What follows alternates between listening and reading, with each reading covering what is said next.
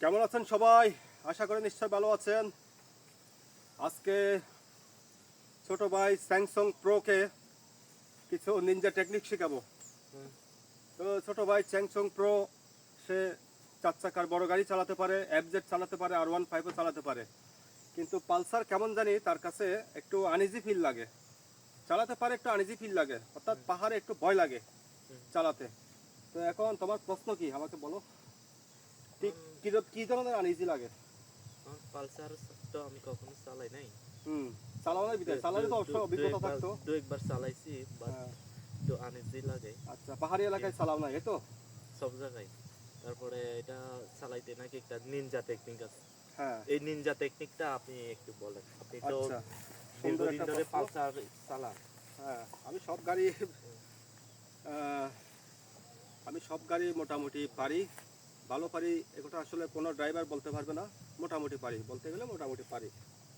Ninja technique হচ্ছে স্বাভাবিকভাবে পালসারের পিছনের চেয়েও সামনের ওজন একটু বেশি, যার কারণে একটু সমতলে যেমন তেমন, পাহাড়ি অঞ্চলে একটু আনইজি মনে হয়। কথা হচ্ছে পালসারের বৈশিষ্ট্যগুলো বলেন। বৈশিষ্ট্য হচ্ছে সামনে ওজন একটু বেশি, আর চাকা তেমন মোটাও না আবার চিকনও না। পিছনের চাকাও তেমন মোটাও না আবার চিকনও না, মোটামুটি স্বাভাবিকই আছে। এখন ওয়েট বেশি হওয়ার কারণে।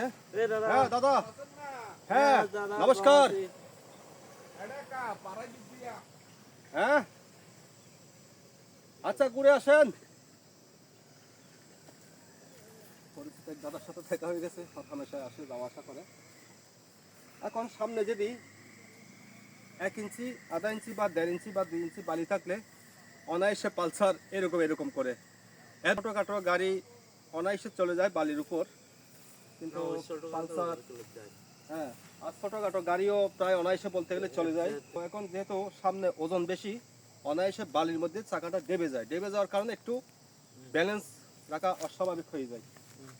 পাহাড়ি অঞ্চলে পালসার যেহেতু তুলনামূলক একটু সাইজে লম্বা, লম্বা হওয়ার কারণে টার্নিংয়ে গেলে এরকম কাইত হয়ে যায়। এই অ্যাঙ্গেলে অটোমেটিক আপনি যতই চেষ্টা করেন সোজা রাখবেন, সোজা থাকে না, অটোমেটিক এভাবে কাইত হয়ে যায়।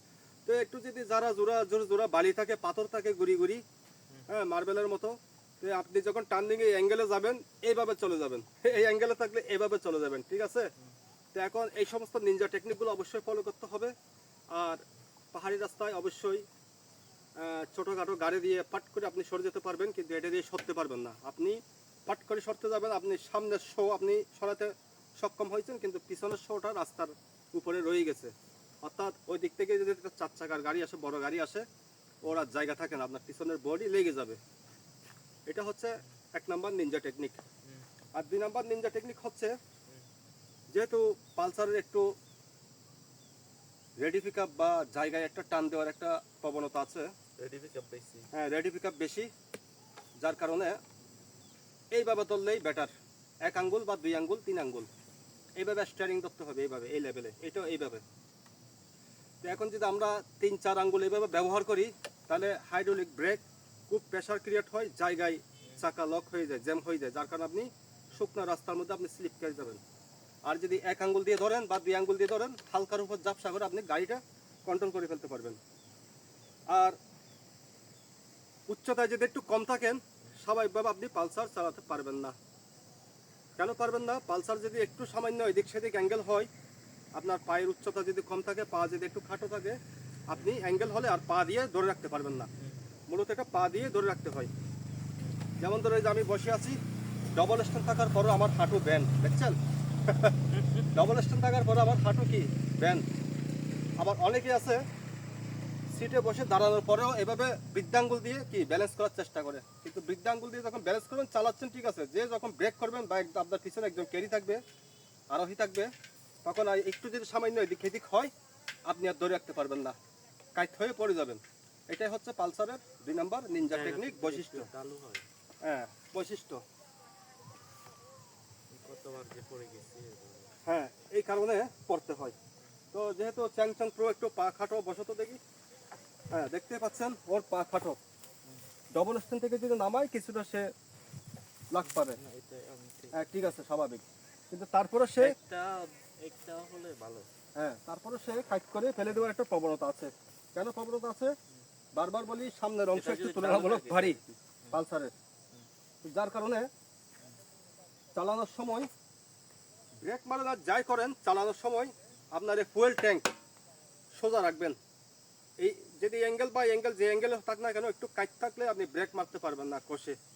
যদি আপনি ইমার্জেন্সি ব্রেক মারেন কোমর দিয়ে ধাক্কা দিয়ে আগে সোজা করে ফেলবেন গাড়িটাকে, সোজা করে তারপর সামনে পিছনে দোনোটা সমানে চেপে ধরেন, গাড়ি জায়গায় ব্রেক হয়ে যাবে, তাতে আপনার কোনো সমস্যা হবে না। এবার ছোট ভাই একটা কোনটা দিনে প্রশ্ন করছিল, কেউ কারাডাং না? ও হ্যাঁ, কেউ কারাডাঙ্গের রাস্তা পিচ রাস্তা, ডালাই রাস্তা, বড় সড়ো, কিন্তু তারপরও সবাই ভাবে সোশ্যাল মিডিয়াতে দেখা যায় বাইকাররা পড়ে যায়। তা আমি যতটুকু জানি পাহাড় থেকে নিচে নামার ক্ষেত্রে একটু ঝুঁকি, কিন্তু কেউ কারাডাঙ্গে নিচে নামতে গিয়ে পড়ে গেছে এরকম রেকর্ড কম, কিন্তু উপর উঠতে গিয়ে বেশি পড়ে যায়, ঘন ঘন পড়ে যায়।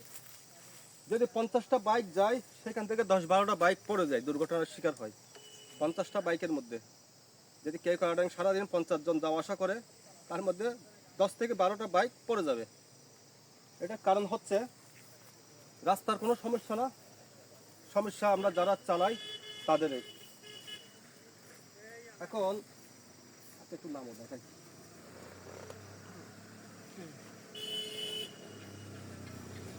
আমরা যদি স্বাভাবিকভাবে ফুল স্প্লেটার দিয়ে ফুল থ্রোটল দিয়ে আমরা যখন এইভাবে ক্লাস ছেড়ে দিব, গাড়ির সামনের চাকা উপরের দিকে উঠে যাবে দাঁড়ানো অবস্থায়। হঠাৎ করে কেন উঠে যায়? পিছনে যখন চাকা ঘুরে চেইনের টান পরে সামনের বডি এভাবে আলগা করার একটা চেষ্টা করে। তো আমরা এখন কেউ কারণে যখন উঠি রাস্তাগুলো স্বাভাবিকভাবে এই অ্যাঙ্গেলের, তো দ্বিতীয়ত পিছনে একজন আরোহী থাকে। সিঙ্গেলে থাকলে সাধারণত কাউকে পড়তে দেখা যায় না, কিন্তু যারা ডাবল তারা কিন্তু কেউ কারাডাং পড়ে যায়। তার কারণ হচ্ছে আপনি যখন এইভাবে উঠছেন, হ্যাঁ, তো উঠার ক্ষেত্রে অনেক শক্তি করে অনেক মানে টোটাল দেন, পিক আপ দেন, যার কারণে স্বাভাবিকভাবে আমি আগেই বলছি গাড়ি উপরের দিকে উঠতে চায় চাকা। এখন আমাদের চাকা যদি মাটির সাথে রাস্তার সাথে লাগানো থাকে টায়ার, তাহলে এটা কি ব্যালেন্স ধরে রাখতে পারবো। আর যদি এরকম আলগা হয়ে যায়, এই দেখছেন 1 ইঞ্চি যদি আলগা হয়ে যায় উপরে ওঠার সময়, 1 ইঞ্চি যেই উপরে উঠছেন অমনিতে এরকম বাঁক, তো বাঁকের মধ্যে যদি স্ক্রাটার থ্রোটল বাড়াই দেন তাহলে গাড়ি কি হচ্ছে 1 ইঞ্চি হলে এরকম চাকা আলগা হয়ে যাচ্ছে অদৃশ্যভাবে, সেটা কেউ দেখে না। আধা ইঞ্চি হোক 1 ইঞ্চি হোক, এক কথার রাস্তার সাথে সম্পর্ক বিচ্ছিন্ন হলেই আপনি ধরাত করে পড়ে যাচ্ছেন, কোনো কথা নাই। তো এখন আপনার কি করতে হবে? ওয়েল ট্যাঙ্ক এবং স্টিয়ারিং সোজা রাখতে হবে। যে গিয়ারে রাখবেন সেই গিয়ার চেঞ্জ করবেন না, আরপিএম ধরে রাখবেন, আরপিএম ধরে রাখবেন, ক্লাস টানবেন না, আরপিএম ধরে রাখবেন, 1 আরপিএমে চলে যাবেন। সেকেন্ড গিয়ারে যদি উঠতে না পারেন 1 নাম্বার গিয়ারে অনায়াসে উঠা যাবে, সেটা আপনি 1 নাম্বার গিয়ারে চাঁদের দেশেও চলে যাবেন। এখান থেকে যদি চাঁদ বরাবর রাস্তা থাকে 1 নাম্বার গিয়ারে স্লোলি আপনি চাঁদে উঠে যেতে পারবেন, কোনো সমস্যা হবে না। কিন্তু আপনি যদি প্রয়োজন মনে করেন ওইখানে টার্নিংয়ে গিয়ে গিয়ার চেঞ্জ করবেন, শিফট করবেন, তখনই পড়বেন আপনি বিপদে।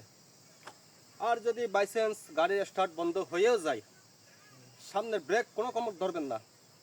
সামনের ব্রেক ধরলে আপনাকে টেনে নিচের দিকে নামিয়ে ফেলবে, কাইট হয়ে পড়ে যাবেন। আপনি কি করবেন? পিছনের ব্রেকটা চেপে ধরবেন, এই যে পিছনের ব্রেক সাথে সামনের ব্রেক দোনোটাই, আর গাড়ি সোজা রাখবেন।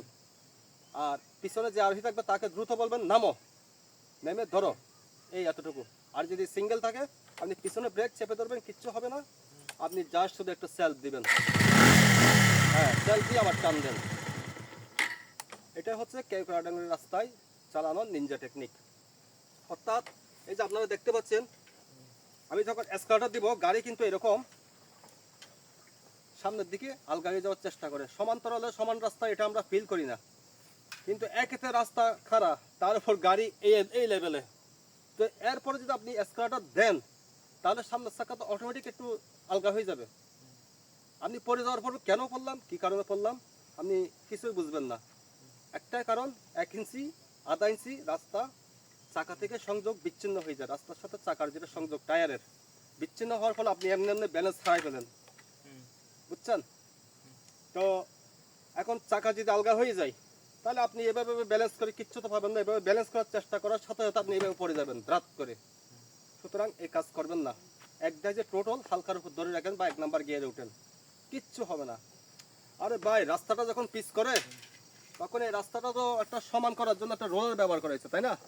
রোলার যে জায়গায় উঠতে পারে সে জায়গা তো মোটরসাইকেল অনায়াসে উঠতে পারবে, তাই না?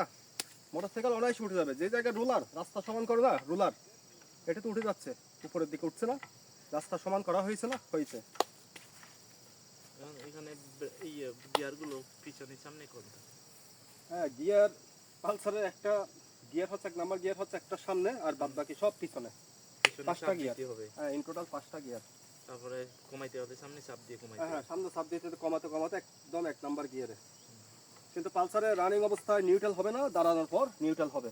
হ্যাঁ। হুম, ও, কোম্পানি ওটা একটা সিস্টেম করে রাখছে, গাড়ির চাকা ঘোরার অবস্থায় সহজে নিউট্রাল হবে না। এখন তো আপনার কিন্তু করা যায়, আমরা করতে পারি, নতুন চালকরা এখন করতে তো পারে না। আপনার এই যে গিয়ার পড়ে না। এটা খুব না, এখন গিয়ার পড়ে না, না স্টার্ট দিলে তারপর গিয়ারে পড়ে। স্টার্ট দিলে গিয়ারে পড়বে, কারণ এখন তো চাকা ঘুরে না, এখন প্রিমিয়াম এভাবে লক হয়ে আছে। এই কারণে আমি তো যখন গিয়ার পড়বে না, একটু গিয়ার না পড়লে সামনে পিছিয়ে দিয়ে দিবেন। ঠিক আছে, এই হচ্ছে কেউ কারণ গাড়ি চালানোর নিনজা টেকনিক। এখন নিনজা টেকনিক ফুললি মানে জানা হয়ে গেল। হুম, এখন থেকে নিয়মিত বাইক পালসার রাইড করবো, ঠিক আছে? যাক আর ছোট আপনি ভাই আমার চ্যাংচং পিছনে ব্রো। বসবেন। হুম, তারপর এখন- চিম্বু কেউ দাও, হুম। মানে বাংলাদেশের সর্বোচ্চ পাহাড়ে উঠতে যাবো। তো এখন চ্যাংচং প্রো ছোট ভাই চালাবে, আর আমি পিছনে বসবো, বসে ওই রাস্তা ধরে যাব। আমি এই রাস্তাটা দেখানোর চেষ্টা করি। ওই রাস্তাটা এই যে এই রাস্তা দিয়ে চ্যাংচং প্রো উপরের দিকে উঠবে, আমি পিছনে বসে থাকবো, আবার ওই দিক থেকে নিচের দিকে নামবে। এইভাবে কয়েকবার প্র্যাকটিস করাবো। চলো তাহলে যাওয়া যাক। আমি পিছন থেকে বসে ডাইরেকশন দেবো, চ্যাংচং প্রো চালাবে। স্টার্ট করো। তুমি স্টার্ট করার পর আমি বসবো।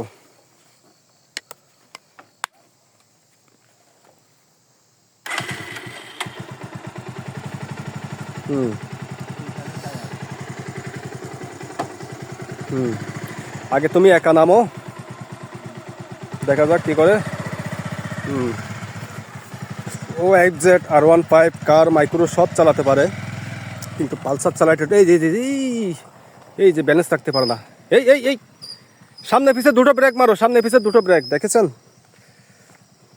দেখেছেন আসলে পালসার গাড়ি চালাতে কিন্তু সবাই পারে না, বেশিরভাগে পারে, কিন্তু অনেকে কেন পারে না সেটা হচ্ছে এই যে ব্রেক কন্ট্রোল, কোমরের ব্যালেন্স। হ্যাঁ, তুমি ওই দিক থেকে একটা রাউন্ড দিয়ে আসো, আগে বডির সাথে গাড়িটা অ্যাডজাস্ট করে নাও, তারপর আমি তোমার পিছনে বসবো, ঠিক আছে?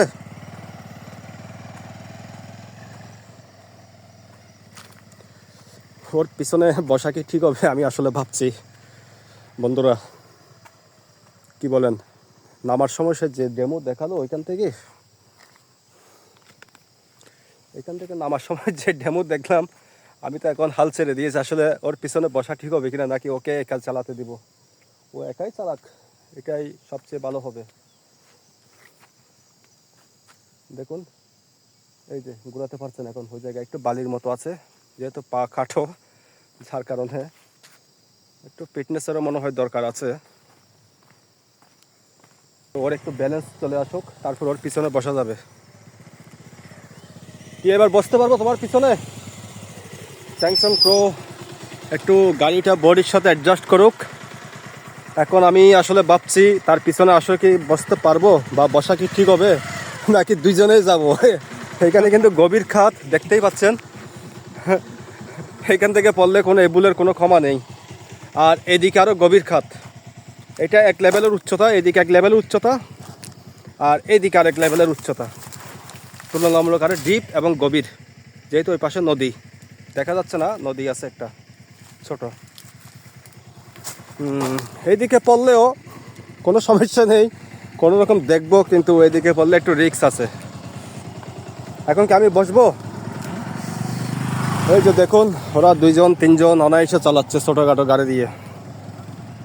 ওরা ছোটোখাটো গাড়ি দিয়ে অনায়াসে চালায়, কিন্তু এদেরকে যখন বলি ভাই পালসার চালাবেন, না ভাই মাপ চাই, এই কথাই বলে। কেন বলে আসলে ব্যাপারটা বুঝতে পারি না। নিউট্রাল হবে না? হুম, এখন নিউট্রাল হবে না এখন নিউট্রাল হবে না, না হবে। এটা আসলে পায়ের ইশারায় মারতে হয়, পায়ের ইশারায়। হ্যাঁ দেখছো, এই এখন নিউট্রাল করতে সক্ষম হয়েছে পায়ের ইশারায়, হালকা করে, জোরে চাপ দিলে নিউট্রাল হবে না, গিয়ার চেঞ্জ হয়ে যাবে। এখন কি আমি বসবো? আমি তো ভরসা পাচ্ছি না। হ্যাঁ আমি ঘুরে আসবো। হ্যাঁ, তুমি একা যাও। এই যে আরেকটা বাইক আছে।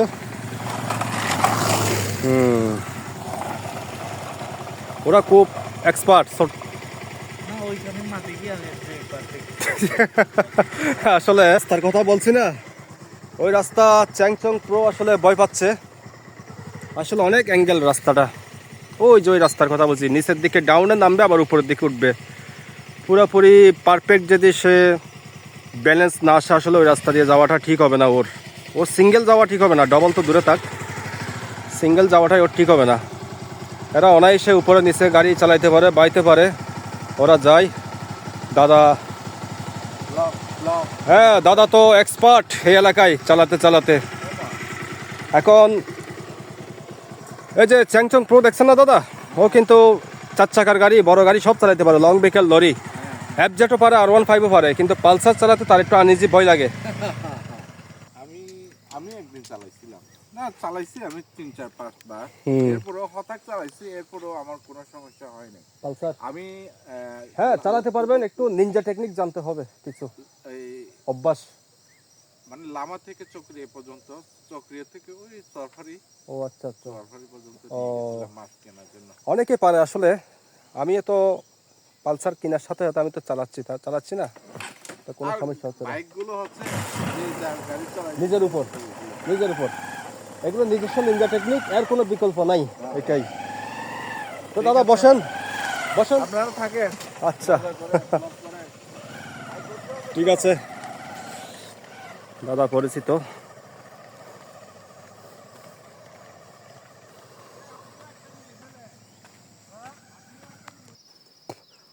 ওই যে ছোট ভাই নামছে খুব ভয়ে ভয়ে।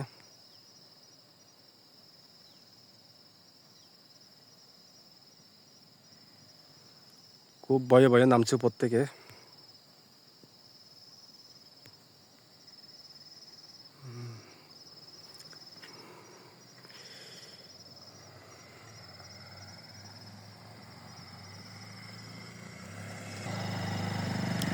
ওয়াও, সাবাস।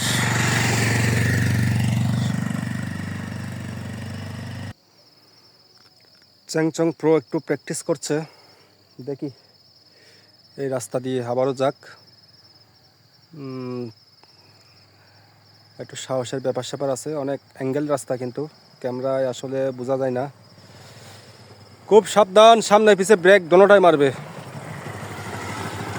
চ্যাংচং প্রো এখানে যাবে।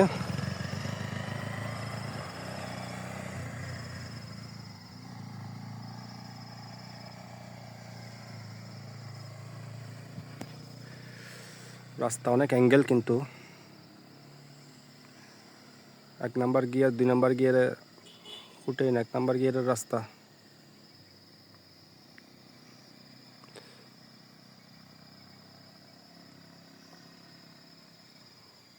আমার তো অত জুমিং করে দেখাতে সম্ভব হচ্ছে না।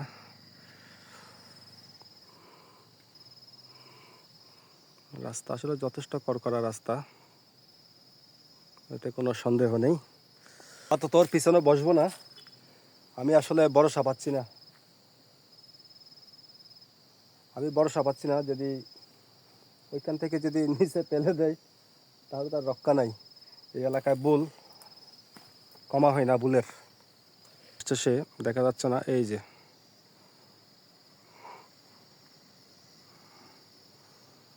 ওই যে আসছে,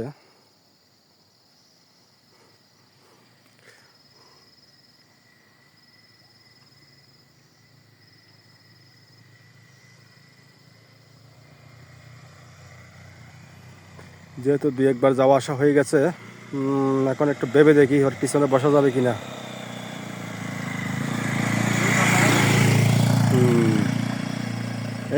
আয়ত্ত হয়ে গেছে, ওর ভয়টা কেটে গেছে। একটা জিনিস বুঝলাম না, বড় গাড়ি চালায়, 4 চাকার গাড়ি চালায়, truck, cover van, long vehicle, lorry সব পারে, FZ, R15 সব চালায়, কিন্তু একটু ভয়, আসলে এখানে ভয়ের কোনো কারণ নেই। একটু নিজস্ব ব্যক্তিগত নিনজা টেকনিক এগুলো, আসলে এই নিনজা টেকনিকগুলো নিজেরাই আয়ত্ত করতে হয়, এছাড়া আর কোনো বিকল্প পথ নেই। আপনি যদি আয়ত্ত করতে পারেন নিজে নিজে, তাহলে আর কোনো সমস্যা হবে না। এগুলো কাউকে বোঝানো যায় না, শেখানো যায় না, নিজের টেকনিক নিজের আয়ত্ত করতে হয় কিছু। অর্থাৎ টেকনিক বলতে শরীরের ব্যালেন্স, গাড়ি যে চালাবেন শরীরের ব্যালেন্স। এই যে আপনি এখন একটু গতি বাড়িয়েছে চ্যাংচং প্রো।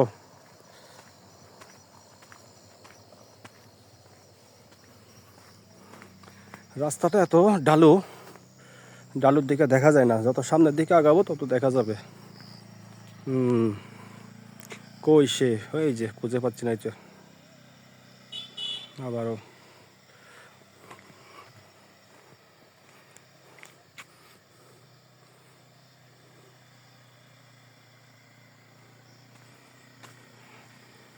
ক্যামেরায় বোঝা যায় না, অনেক অ্যাঙ্গেল কিন্তু রাস্তা।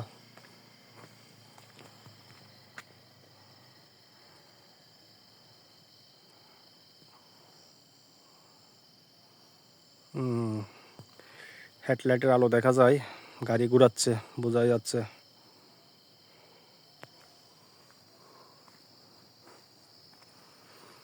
রাস্তাটা হচ্ছে পাহাড়ি জঙ্গলের মাঝখানে একটা রাস্তা, হাইওয়ে রোড না,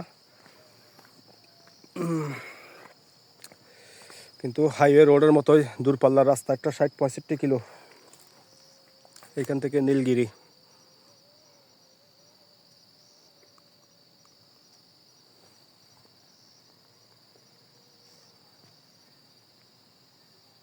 ওই যে দেখা যাচ্ছে নামছে, অনেক দূরত্ব, কিন্তু পিঁপড়ার মতো দেখাচ্ছে। ওইখান থেকে পড়লে কারো আস্থা থাকবে না, যার কারণে আমি ওর পিছনে বসার কথা ছিল কিন্তু বসি নাই। আসলে এক প্রকার ভরসা পাচ্ছি না, একটু চালাক, প্র্যাকটিস করুক, গাড়ি ভাঙলেও সমস্যা নেই, ও ক্ষতিপূরণ দিয়ে দিবে, ওর টাকার অভাব নেই, আগে বলে দিচ্ছি। বাহ বাহ, এখন কিন্তু ভালোই গতি বাড়িয়েছে। ও কিন্তু গতি বাড়াচ্ছে আস্তে আস্তে, আস্তে আস্তে ও গতি বাড়াচ্ছে, অর্থাৎ আয়ত্তে চলে আসছে। কোনো ব্যাপার না, সবাই পারবেন, সবাই পারবেন। একদিন চালাবেন, 2 দিন চালাবেন, 10 দিন চালাবেন, 1 মাস চালাবেন, আপনার আয়ত্তে চলে আসবে।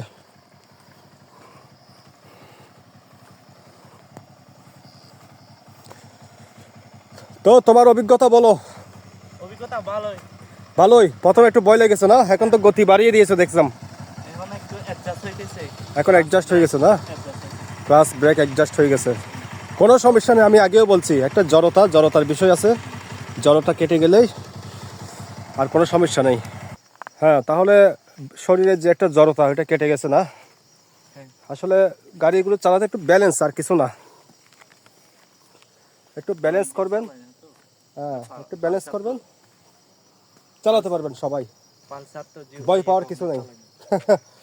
পালসার গাড়ি ভয় পাওয়ার কোনো কারণ নেই, আপনি নিয়মিত ড্রাইভার হলে। আপনার মতো চালাইতে গেলে আর কমপক্ষে হলে 4-5 মাস, কমপক্ষে হলে 2 মাস চালাইতে হবে। মানে আমার লেভেলে চালাতে গেলে পাহাড়ি এলাকায়, আমার লেভেলে যদি পাহাড়ি এলাকায় সে চালাতে যায়, অর্থাৎ চ্যাংচং প্রো বলছে 2 মাস, আরো 2 মাস চালাতে হবে, 2 মাস না হলে 1 মাস দিবে। 1 মাস অথবা 2 মাস, যাক এরকম চালাতে হবে নিয়মিত। তাহলে সে বড় পাহাড়ে বড় পাহাড়ে যেতে পারবে, কেওক্রাডং যেতে পারবে, সব জায়গায় যেতে পারবে। ঠিক আছে, রাস্তাটা আসলে যত অ্যাঙ্গেল দেখেন, রাস্তাটা আসলে করকরা অ্যাঙ্গেল। আর আবার পিরার পালা এখন। হ্যাঁ দাদা, ভালো আছেন? দাদা দিদিরা পরিচিত তো এই এলাকায়।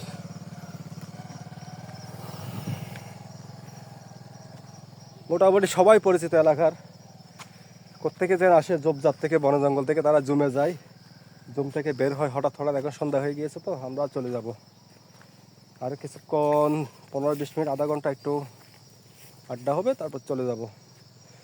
আচ্ছা ঠিক আছে, ভালো থাকবেন সবাই, ওকে।